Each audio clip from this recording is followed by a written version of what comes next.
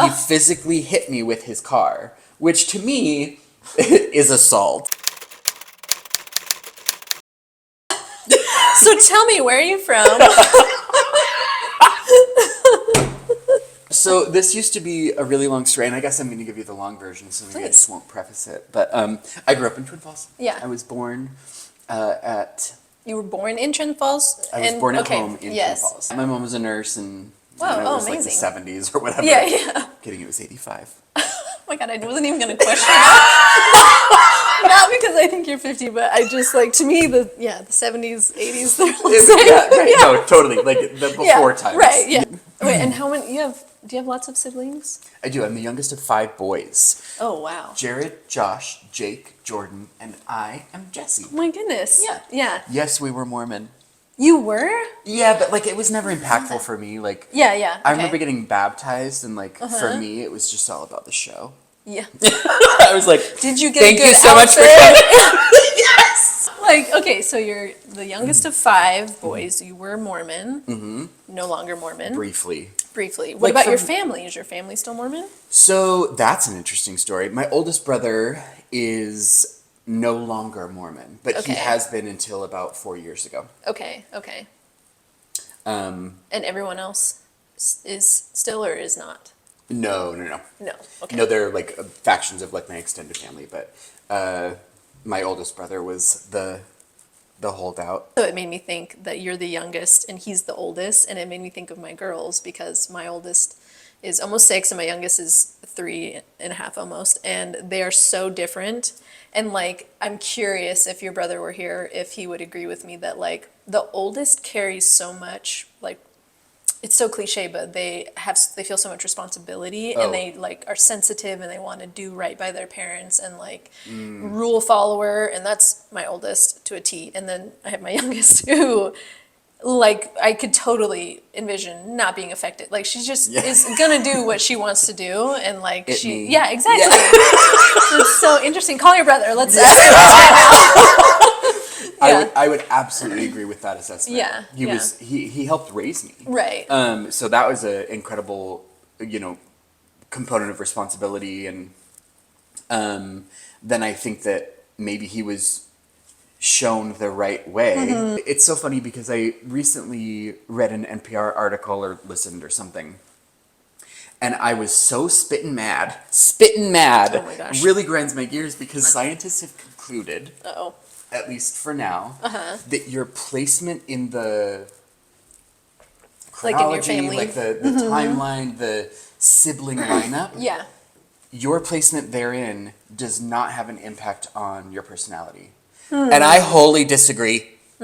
Because I'm the youngest, and I'm like, I had a lot of fodder. Right. Like, I had a lot of fuel for growth, and like models for what was great, and experience, secondhand experience of what was done poorly. Right. Things that I should avoid. Yeah. So I feel like I've benefited greatly from being a youngest child. Yeah. Well, and it's also like from the parent perspective, I can totally see how that becomes a cliche, because Ryan has this saying, well, it's not his saying, but you hold the first one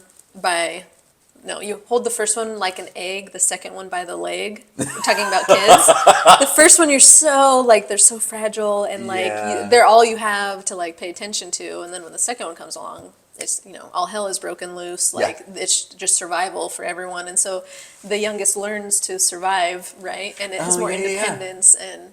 Anyway, so That's a good point. I've never thought of it from that point of view. I've always thought of it from the point of view of like seeing it done. Mm-hmm. Okay, but I want to back up again, and because now I'm so curious, like, when did you realize you are gay, and what was that like? So, my reckoning with my identity was really natural. And I'm because you were the youngest child. Yes. You just knew who you were. I love that. And I'm really thankful for it. And like the time that I had to like decide that it was like something to be declared was like it was like I think I was like 18. Yeah. And I was like, I had this boyfriend. He was so cute. His name was Paul. He was like 25. But I wanted him to come over to my house. And I was living with my mom at the time because when I moved up to Boise, I was... So when did you move to Boise? 2002? 2003. Oh, okay. That was probably the hardest part of my identity growing up, is that I did feel targeted by law enforcement. But so that was in like my high school years. That's when my identity got the most complicated, because it was the most visible to people who didn't accept it. Then I dialed down like the fucks given. So he would still get in my way. But like, was he like the SRO at your school? Yes. Okay, yeah. But I also didn't like care. Yeah. Like, it never felt like... Was he making comments to you, or No, just like treating you in a way that... I almost might use the word like, maybe not stalking, but he was hyper vigilant of my presence. What car I was driving, he would pull me over a lot, like all of these things. And then another time with a different law enforcement officer, I was in the Target parking lot and my car died. I had this cute little 1979 BMW 320i, it was powder blue. And my car died, and so I was trying to hold the spot next to me open so someone could park there and give you a jump. Yeah. Right. And a couple people, I was just standing there, and a couple people I like waved on, and they were like, "Oh, okay," because I was like, "I'm so sorry, I need a jump." And one guy came in, and he was just real mad that I existed, or real mad that I was standing there. Yeah. He did not behave the same way that like 4 other people had. Right. And he hit me with his car. Oh. He hit you? My body. He physically hit me with his car, which to me is assault. Yeah, I would say. And I wasn't harmed, like it was low speed. Yeah. But it was him using his car as effectively a weapon. So I called the police. Yeah. And they came, and they were like, "What happened?" I tell them. I'm emotional and probably kind of indignant. And so they talk to him, and they're like, "Okay, well, if you want to press charges with him hitting you with his car, we're going to press charges because you swore at him." Oh my gosh. Guys. And so I was like it was such injustice, and I was like, this is insane. It was an important lesson for me to learn about the unfairness of life. So that was weird. Those were like the portions of like my identity, like I said, like being seen by other people and me realizing that I was okay with me and my loved ones were okay with me. Not even okay, but like proud of and like appreciative. Right. And then there's this other part of the world that exists that does not accept me simply because of how I was born. I know. Like I don't even like to call it like my sexuality. It's not my sexuality. It is my identity. Right. It's who you are. Exactly. Yeah. It is just a part, and I'm like, my sexuality is like the least part of it. Like, why would I come out to my parents like, "Hey, I want to sleep with guys"? No. Like, I fall in love with men. Yeah. I also fall in love with women, but not romantically. Right. And so it was an interesting place to grow up, and I think that it helped me in a lot of ways develop a skill set that helps me be authentic and likable to different groups. One of my favorite things throughout my life is so offensive. Like it's such an accidental like burn, but it's always been meant as a compliment, and it's a compliment that comes from straight men. Okay. When we're randomly alone together because everyone else has gone to bed and I'm still drinking with them by the fire or whatever happens. There was so often this moment where there would be like a moment of like quiet in the conversation. They go, "You're actually really cool." That is such a burn. As if like you couldn't possibly be. Exactly. It's such a backhanded compliment because it's like the subtext is, for a gay guy. Yeah, right, exactly. You're actually really cool. Yeah, or when people say for your age, or she's beautiful for her age. Right, you know, like, or especially for someone so young, or especially for someone that age, especially for a gay man. And I'm like, anyway, so I clocked that the first time it happened for exactly what it was, but I also clocked the intention. And I'm like, this is a moment for them. Right. You're kind of changing their mind, perhaps. Yeah. Yeah. At least or in expanding the, it. in the tiniest little way. Yeah. Even if it only is as it pertains to me, helping them be a little bit more open and accepting, I think improves their humanity. Yeah. And that's kind of an arrogant thing to say, but like, No, I mean totally it in agree. the most, thank you. Yes. I mean it in the most like kind way possible, Yes. because maybe they then treat someone who's unhoused more kindly. Right. Or someone who has harmed them but didn't, it was unintentional, or, any type of situation where they could maybe think something different about a person than their knee-jerk reaction as Right. a, often straight white man who grew up in Idaho. Right. Right. So. Yeah. Who also, in the same vein as religion, probably was raised that way. Oh, yeah. And so then they are faced with questioning their own beliefs, and it's kind of layered. But so it's amazing that at home you felt complete and total acceptance, and at school, aside from the SRO, was it fairly, like, what was your? So I was bullied. Okay. But not a lot. Yeah. I was actually quite popular, but not like the popular kids popular. Okay. There was only one person that would like yell at me down the hallway, and he was like the school jock, and would use the F word and like all of these different things, and I was like, you are just so unknowing. And then we ended up dating. Wow. Yeah. That actually doesn't surprise me. I feel like oftentimes, hurt people. Yeah. So it's like he was obviously going through something himself. Yeah. And you were bringing that out of him. Yeah, Wow. he disliked me for being authentically what he was trying so hard and Yes. successful Yeah. to hide. Right. And right. so I'm not sure that wrapped up grammatically, Yeah, but yeah, you get the yeah. idea. And then we had Wow. a relationship. Yeah. He was like kind of the only person that bullied me. I think more it was like authority figures. Yeah. Which I'm surprised by and also really disappointed by. I'm disappointed by, I'm not surprised by. Having gone through it, I'm like, oh no. But do you feel like you then or now kind of change yourself, or I don't want to say change, but like diminish or expand depending on who you're with? I love this conversation. Okay. I do not diminish. Yeah, No. that was gonna be my guess. And Yeah. thank you. Yeah. Thank you for that vote of confidence. Yeah. The thing is, I think what that taught me was that like personality or like our interactions with others could be thought of as like a DJ mix board. Mm-hmm. Like there's all sorts of things that can be controlled. Sure. And they can be controlled and customized in a way that doesn't limit any of the content, any of the media, Right. any of the experience. It can actually enhance it. And so that's kind of how I think about like an interaction with people is like, I'm not turning the volume down. Yeah. I'm not unplugging. I'm not taking a record off. I'm just changing Yeah. little levers.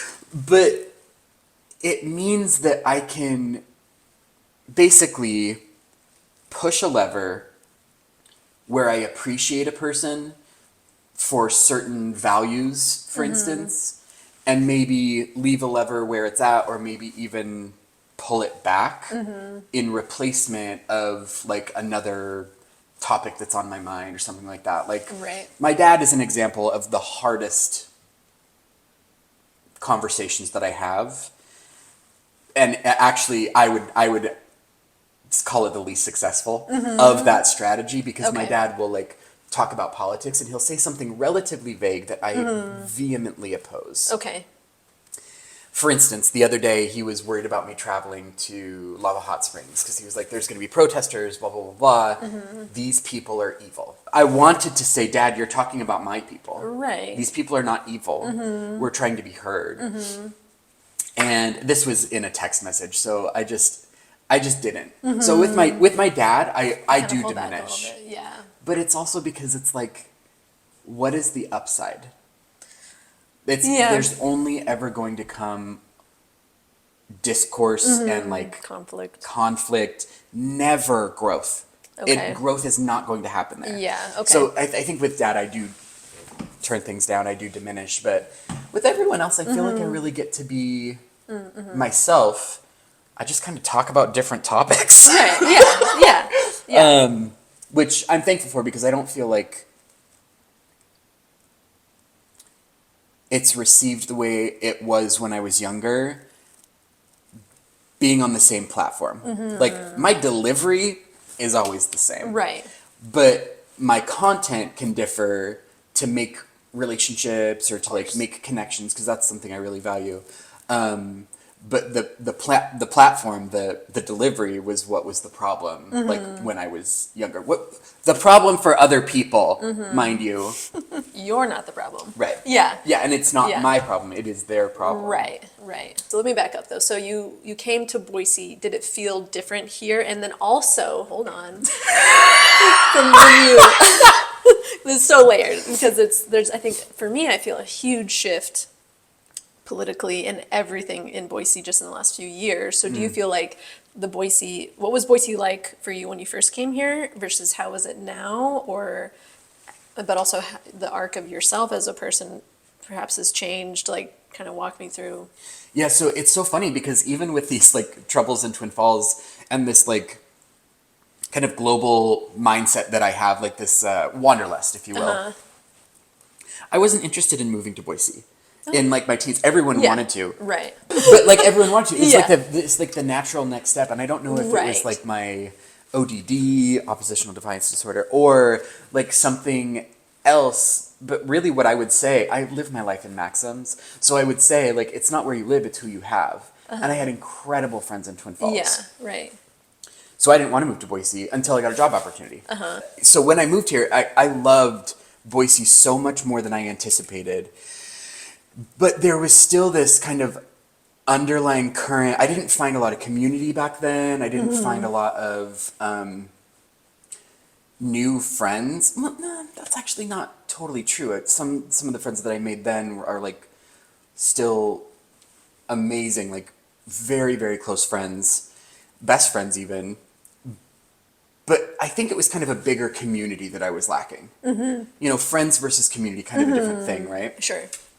Most recently, I've lived in the Bay Area from like in my 30s, from like 30 It was to a long time. 38. Yeah. It was 8 years. Yeah, yeah. So bouncing back to your question of like, how is Boise now versus then? Yeah.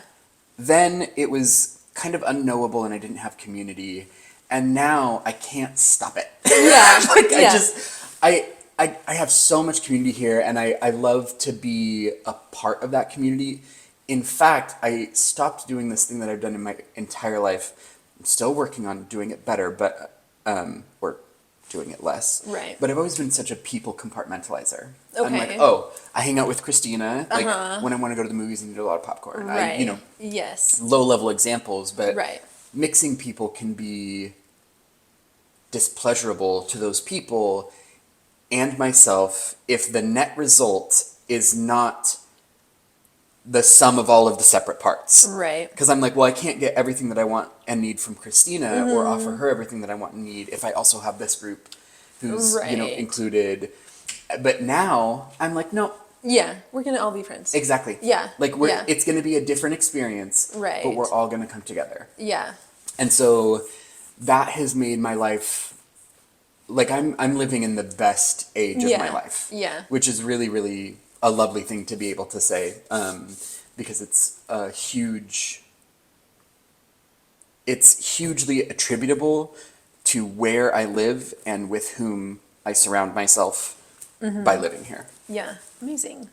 This makes me think of another question that's not totally related. Well, it's kind of related, but I feel like we have different perspectives, but we're very similar age. And my question is, do you feel like making friends is like different now at our age, maybe more difficult? Like I imagine for you it's not difficult, but I mean that in the best way. I know, that's very kind. But I take that as a compliment. yeah, but so I went the like married with kids route, and you kind of like lose contact for a while. You're just in survival mode, and then we're in this funny phase now where like you kind of become friends with your kids, the other parents that you meet and stuff like that, and that's actually been really expansive for me. But Good. I feel like I have less like, I don't want to just call them close friendships, and I have more like they're more than acquaintances, but you Yeah. can't hang out all the time is what I'm trying to say. Have you felt that similarly with like yourself and your friends as we're getting older and we're busier and things like that? I'm just curious. Yes, I think if I can kind of package what you're saying is like some of our relationships at this age in our life become circumstantial. Right. Very dependent on Yeah. what the girls need or Right. what Danny and Javi need. And so I have found that yes, those circumstances do make hanging out with my friends a little bit more complicated sometimes, but it's surmountable Right. with effort. Yeah. And it's funny because making friends now, I don't know how it got so easy. Actually, I think I do. I think it's just that I don't care anymore. Right. I Yeah. don't like if Yeah. someone doesn't like me, if they don't want to reciprocate a friendship, Yeah. that could smart Yeah. a little. Like maybe that like gives Yes. me a little bit of pause. Yeah. But it's not gonna like It's not ruin my stopping you. day. Right. It's gonna Yeah. be a bad minute. Like Yeah. not even a bad hour. Yeah. Yeah. And so it's interesting to think about making friends now because the biggest thing that stands in the way of making friends now are those circumstances. But if you can like appreciate the circumstances with people, I tell people like, so I'll make new friends and like we'll try to hang out and it'll fail and it'll fail and it'll fail. Right. And I'm like, hey, this is going to take a Yeah, while. This right. is going to take a few tries. Yeah. I'm in it. Yeah. I like you. We'll make it I work. want to be your friend. Like Yes. this is going to happen. Let's Yeah. just keep trying and be open to failing. So Yeah. But God, that's such a relatable thing because with kids and everything, like oh, of course. and you just where that could have totally hurt my feelings years ago, or I would take it personally. It's like I get it, girl. I texted you 10 days ago, and you're just now getting back to me. I get it. You know Right. what I mean? Like Yep. there's no. I just get it. I'm curious then. Because yes, you're very open and like charming and wonderful, but then I'm asking you are. I'm just telling you. very kind. But I feel like I have a block sometimes when I learn, and I'm trying to be better about this or more open. But if I learn about somebody's political beliefs or religious beliefs, it can be like a hard no for me, and I'm really trying not to be like that. What is your take on kind of navigating that? Yeah, I appreciate that a lot because I was thinking about it this morning with sometimes it happens at like a lizard brain level for me where I immediately like make an assessment of someone's belief and I kind of cast that on their entire identity. Right. And then I realize how unfair that is for me to do. Right. Because I've asked people my entire life not to do that to me. Yes, that's my problem too. But even then, it's hard. It's hard. What I try to do is give people the benefit of the doubt. I try to assume positive intent when it comes to like learning like of a overall political belief, for instance. And I'm like, maybe there is something good in what they believe in. And I even do that like almost every day in the news. Like when I hear about decisions that the administration has made, I try to believe in the story that they're telling that is the good part.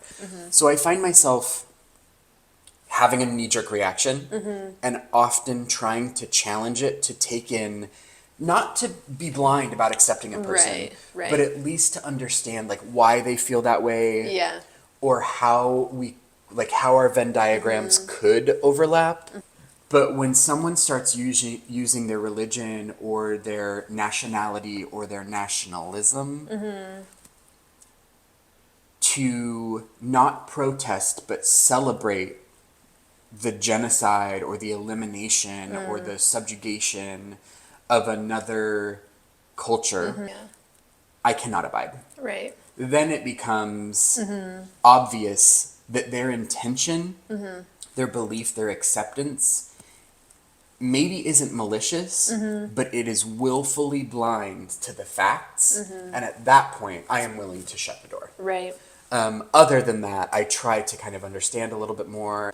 But the idea of like the open exchange of beliefs and values, I think needs more attention because we do have that knee-jerk reaction. I don't know, maybe you both really like pickles. Yeah. or maybe you both have a little girl in acting class. Right. Or maybe you really love and are passionate about recycling and like park cleanup. Yeah. So yeah. I think it's important because in that moment it can make it better for you both. Mm-hmm. And to me that is important. Mm-hmm. And again, not diminishing, but finding which levers to pull, which knobs to twist, which way. Yeah. But also, it's important to think about their perception of you. Mm-hmm. If they learn that your political beliefs don't match theirs, you still want them to respect you and understand that you have value. Right. Not just for the personal interaction. Right. But also when they think about voting, or when they think about who they're supporting, or what cause they're donating to, or what they're putting on their little Instagram note. You want them to think about your values as well, as represented by a person who has value. Right. In my opinion. Yeah, and it is so tough because I think it is. Again, it's so divisive, and we're all just trying to protect ourselves, but like that isn't going to fix anything. So I know that by myself shutting down or being kind of hypocritical, it's like I'm not contributing positively to this situation at all. We're just getting a wider, chasm. So it's tough, and there's some issues that would be really hard for me to overlook, and I'm very baby steps, like trying to be. There's just so much like trauma, truly, that like gets us to this place, and it's just self-preservation, and I don't know. Can I share with you my favorite tool? Yeah, please. When I disagree with someone? Yes. Asking for permission. Okay. Yeah. Do you mind if I ask you a question about why you voted for Trump? Yeah. Do you mind if I ask you a question about like your understanding of what's happening in Gaza? Do you mind if I ask you a question about your take on abortion? Yes. Yeah. Absolutely. Yeah. And then you're finding a common platform on which to stand. Right. And it's respectful. Yeah. Even though sometimes we don't feel like being respectful and we feel like we are being disrespected. Right. That doesn't mean that we go down the same path. Right. It means that we ask for our paths to converge. For whatever time we can spend together and whatever understanding we can reach. And then we try and make our stance in a way that feels good, like we're honoring our values. Right. And we're being ourselves and we're being open. Right. But we're doing it in a way that is maybe, it's the most respectful and reasonable. Right. Even though not everyone's respectful and reasonable. Yeah. But B, maybe then that makes it the most impactful. Yeah, totally. Yeah. Well, I think of like RBG, and who was she friends with? What was his?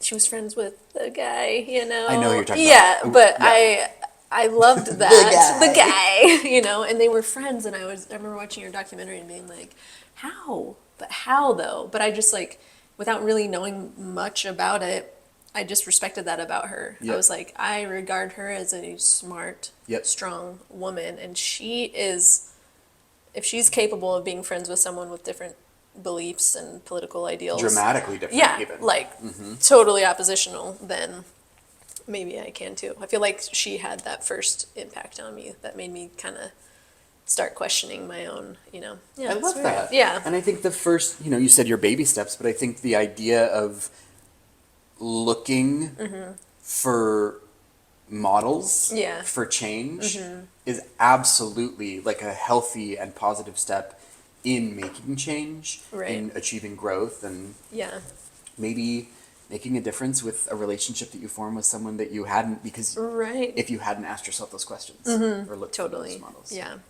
So kind of going back to Idaho and like all these issues, I don't want to say issues, but discussions. I don't know if that's like a triggering word. Issues. Yeah, issues. But what, like, if you could, like, what would you want people to know about queer people, or like what would you just want to see happening or not happening in our community that can make things better, like in these times right now? I think that people just pick an issue and stick with it. Yeah. And like for queer people, it's their identity. But people who pick it and stick with it would call it their sexuality. Right. And I wish that people would just understand that being a queer person is not a choice. Right. It's not an option. Yeah. We were born Yes. or influenced somewhere along our life's path to be this way, and this is our identity. And so I think that it can kind of be boiled down to that, but like I said, I kind of live in maxims, so sometimes I like boil things down too much, but that's what I'm going to do here. Yeah. I wish that people that didn't accept queer people would understand that it is not a sexuality Right. on its own. It is an identity. And it is an identity that is acceptable and is safe and is loving and is capable of good and offering change and support if you allow it to be. So I wish that lens would shift a little bit from sexuality, which has a lot of manufactured included like danger and risk for children and stuff like that. Like, give me a break. That's such a reach. But if we look at it through the lens of identity, I think it becomes less risky in their view, even though it's not risky. And it could mend a lot of perceptions and perhaps be a moment where relationships are created not just between people, but between kind of cultures that all exist here, because there are a lot of different cultures which represent different values. Right. But at the end of the day, and not to sound like so Pollyanna, but it's like we all just want to be loved and accepted, right? Like that's where I get so hung up on it. It's like totally agree. It's like disliking someone because they have blue eyes or something. It's like, to me, it just feels so ridiculous. It's like we all just want to be here and sit at the table. Just give me a seat and like, let us all in. That's kind of the next phase of what I would love is for queer people to have a better, more influential voice in politics here. But where it has to start is just like the idea of acceptance. And I love the idea of big Pollyanna. We all just want to be accepted. And if we get out of our own fucking way, there's another, and I think equally powerful component within us all that we also just want to accept.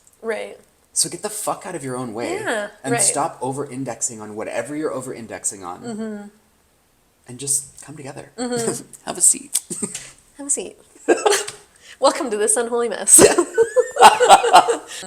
I love irreverence because it's a change maker. It's a joy bringer. Totally. And so when I think of this unholy mess, it speaks to a large part of my identity that's willing to be kind of joyfully irreverent. Yes. Because none of it's that serious. Totally. Can we all just take a I know, minute? it's so true. Right. Like it's all, can I tell you a quick story? So Yes. I did a guided mushroom experience like last fall, and like I prepared for it, and I'm such a like, Virgo type A person. I'm like, I'm gonna do everything the therapist is telling me to lead up to it, and I'm meditating, and like I'm cutting out like scary shows and eating clean and all this stuff. Good, that's beautiful. Right, yeah. And setting. Right, totally. And I'm like expecting it to be this very like, obviously mushrooms take you on it kind of starts dark and you go deep in it, and then usually it ends up with like a lighter feeling. That's kind of the arc to it. But I was like picturing this like very kind of Zen healing experience, and parts of it were, I guess, but what this made me think of is, so for the first part, it's very weird and you're seeing all these colors and stuff, and then it's a very dark period of time, and like there's no concept of time for you, but it was like my therapist said it was like about an hour that I'm just like sobbing, right? Yeah, truly just like sobbing. And then as my brain is like shifting out of that into the next phase, I become more aware, and I'm like, laying down, and I become aware that I just have snot all over myself. I'm just like, and then just like that, I go from sobbing to laughing hysterically. And my therapist told me I laughed so hard and never stopped for over an hour. No, that's exhausting. Oh, afterwards when I came out, I felt like I had just been beaten. Like I was so sore from all the crying and then the laughing. It was just like the most intense thing. But when I came out of it, and like it made me laugh again so hard that of course my mushroom experience would be absurd and hilarious. It's not pretty. It's not like this beautiful. It's like Amy is fucking dying, like cracking herself up right now. And the jokes were hitting. They were so good. Like oh my god. like isn't that it just felt so perfect. I was like, nothing I do is like polished or like, or I don't view it that way. And I don't, even though I can be a perfectionist, I love imperfect people. I love imperfect things. Like that's what I'm drawn to. Yeah. And so it kind of made me happy that like, of course your experience would be just totally funny and weird. Yeah. Yeah. Well, and I appreciate that because this whole conversation has like opened space because people see me and they're like, oh, he's just like this jovial, jolly guy. And there's part of me that wonders if people think that one of my biggest fears in life is someone genuinely thinking that I am disingenuous.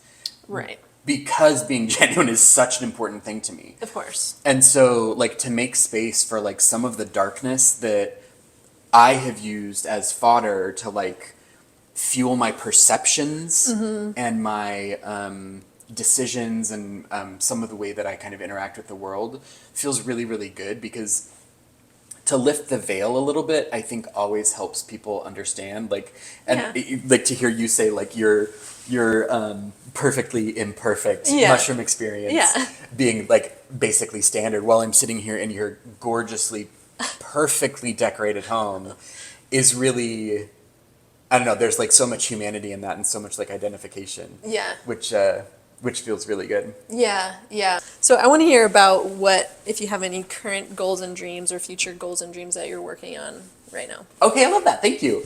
I do. I'm a dreamer. So first of all, with my business, Jesse and Friends Real Estate, I'm really excited. We've got 3 listings on the market right now, and I'm kind of hoping that like things slow down in the fall because I would like to start onboarding other agents onto my team. And so I want to have time and space to support them. Amazing. But also, we're going to be, when I say we, my broker and I are going to be adding a staging arm to our business. So I know, and I'm looking at you, except we'll have to talk budget. Yeah, right. So I'm really excited to be able to offer, like, my dream is to have like a full service real estate house. So I want to be able to offer like listing, buying. I want to be like a connection point. Like if someone like is in need of like a plumber or a roofer or something like that, like come to Jesse and Friends. But then also to offer the value of staging is going to be really exciting. And I've got another friend who is going to offer cleaning services and like Jesse and Friends is your like community. It's not just a name. Yeah. Like it is the idea. Yes. Because the economy, the experience of real estate is it's a big one. You need a team. But also, I realize that I don't take enough time for myself. So I'm going to limit a little bit of my overreach in real estate and I'm going to limit my creative outlets, endeavors. Right. Just a little bit, just enough for the beginning at least. And I'm going to dedicate that energy to food. I'm just trying to like bring food into the passionate center of my life and dedicate more energy to it so I can feed myself. Yeah, I love that. Yeah, it feels really good. Yes, and I mean, food is fuel. You know? Yeah, exactly. Yeah. I used to say when I was trying to like lose weight, I would say food is fuel, not fun. Oh my gosh, so maybe I ruined me. Yeah, that's why it didn't work, because it is fuel and fun. Now, it can exactly. be. Yeah. So, yeah, I'm really excited to That's amazing. Thank you so much. Oh my I gosh, love thank this you. so much. I just want This to has keep been going. amazing. I know. So- You should just be like a staple, maybe. Yeah. A recurring until you eventually take over. And this month on the 2-hour-long podcast,